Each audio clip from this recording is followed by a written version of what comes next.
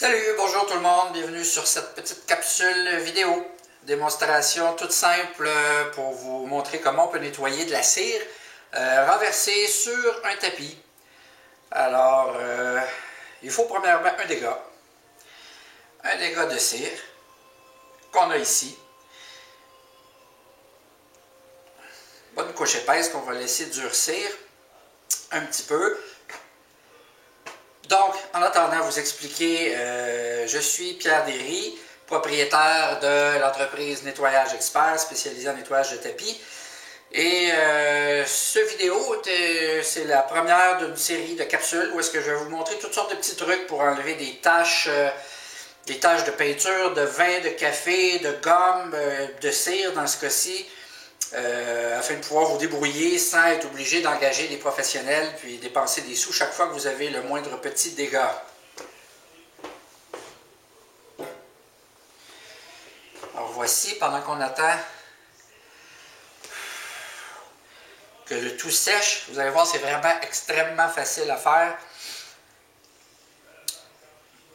Un truc quand même assez connu, mais j'ai pensé que de le voir faire pourrait quand même vous donner une petite idée à quel point c'est simple et que vous n'ayez pas à hésiter si jamais vous avez de la cire qui tombe à quelque part sur une nappe, sur un divan, sur un tapis, extrêmement facile à nettoyer.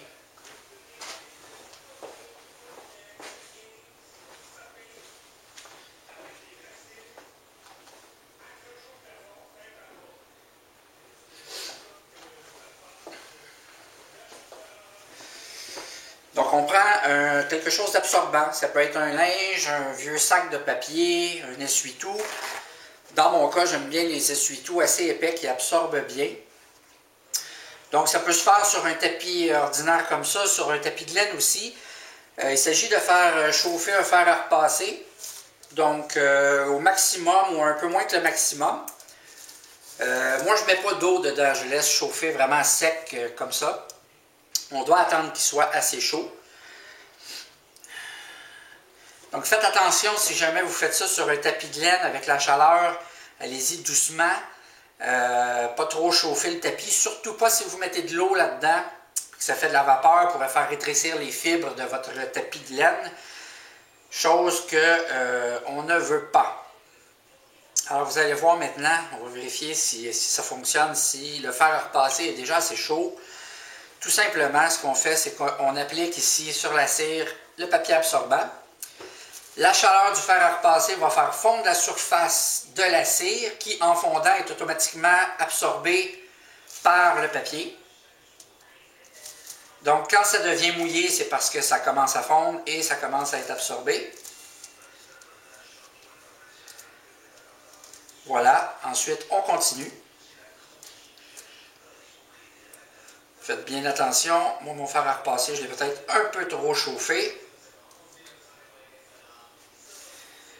Ça va rapidement. Par contre, je crois que ça a fait fondre même un petit bout du tapis. Donc, à faire très attention.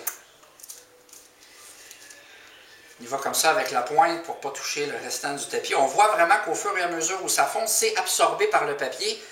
Donc, la cire, elle, ne descend pas dans le tapis. La cire liquéfiée est vraiment absorbée à la surface.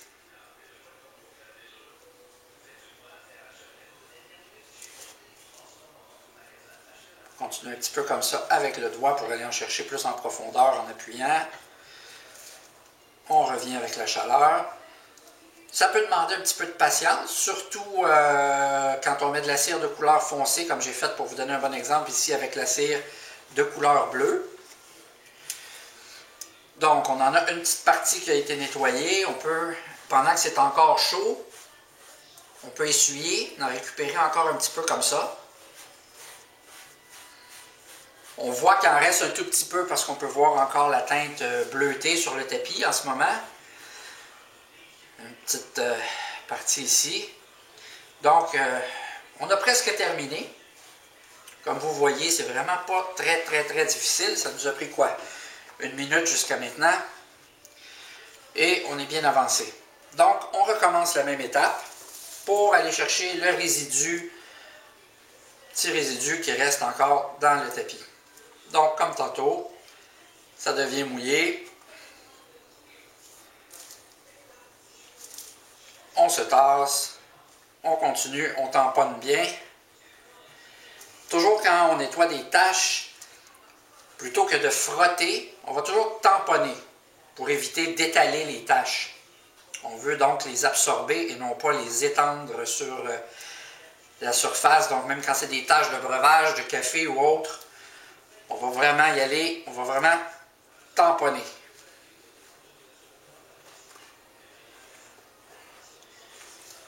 Donc juste une question d'un petit peu de patience.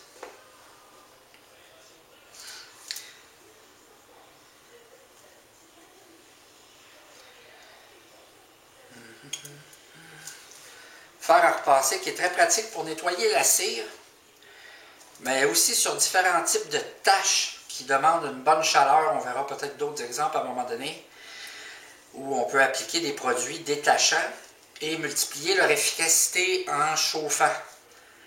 Comme ça, avec un fer à repasser pour obtenir une action de nettoyage beaucoup plus agressive, beaucoup plus rapide.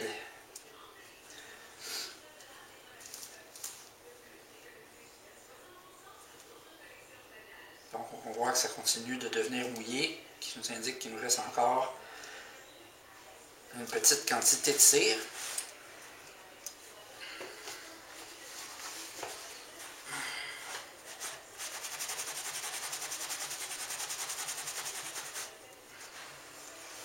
À la fin, en frottant comme ça vers le centre et non pas vers l'extérieur pour ne pas agrandir, on va pouvoir enlever les derniers petits résidus qu'on voit qui restent encore un petit peu de couleur bleutée, mais c'est une question de peut-être 2 minutes pour en venir vraiment à bout.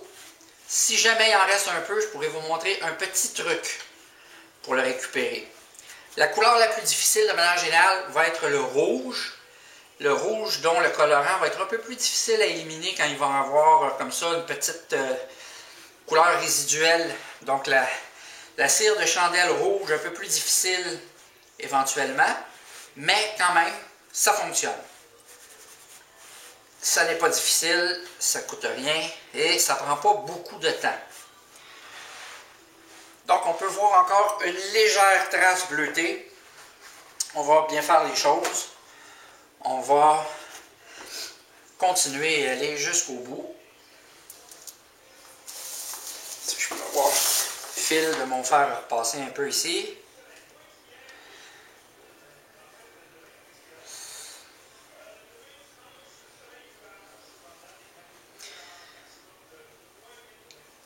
Donc, on voit que ça devient mouillé, ce qui indique qu'il reste un tout petit peu de cire encore qui fond ici.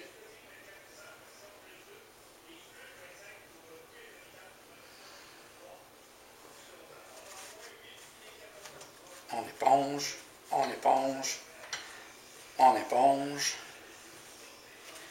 Voyons voir. Encore une bonne amélioration. On va terminer dans quelques secondes.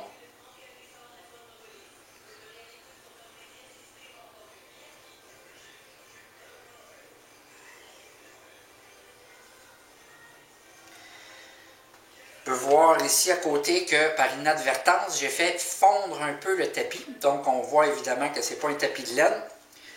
C'est un petit tapis que j'ai acheté pour fin de démonstration, donc c'est pas très grave. Mais ça nous donne un exemple quand même qu'il faut faire attention de ne pas mettre le fer à repasser trop chaud sur un tapis. Ça peut faire un dégât rapidement.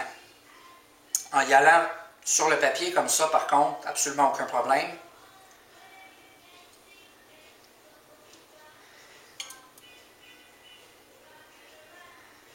Donc ce tapis, par curiosité, si on regarde la conception,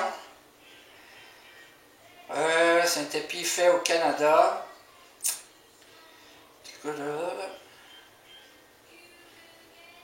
Ce n'est pas écrit, mais bon, fibre synthétique, souvent des tapis à base de olefine,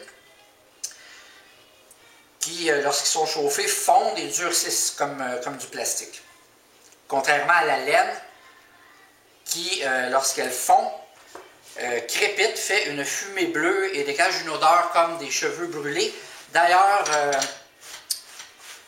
le test de brûlage de fibres de tapis est une manière de pouvoir s'assurer pour savoir vraiment si on a affaire à un tapis en synthétique ou un tapis en laine. Il s'agit de prendre un poêle quelque part avec une allumette, de le brûler. Si c'est un tapis en fibre synthétique, ça va fondre et faire une petite boule durcie. Si c'est un tapis de laine, ça va faire une flamme bleue et laisser une poudre, petite poudre fine à la fin. Donc un test infaillible pour savoir si un tapis est en vraie laine ou non.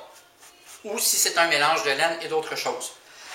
Donc on peut voir ici que notre tache de cire est partie, définitivement à 100%.